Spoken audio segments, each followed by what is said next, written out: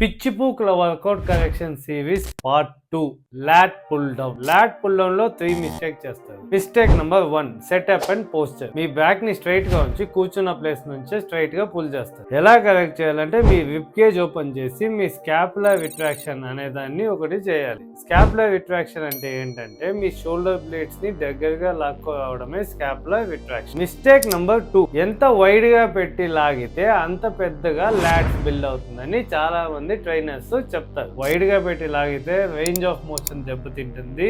So ఈ grip ని మీ shoulder కన్నా కొంచెం వైడ్ గా పెట్టి లాగండి. మిస్టేక్ నంబర్ 3, ఓవర్ గా వెయిట్ వేసి మీ బ్యాక్ ని ఫుల్ గా వెనక్కి వచ్చి లాగడం.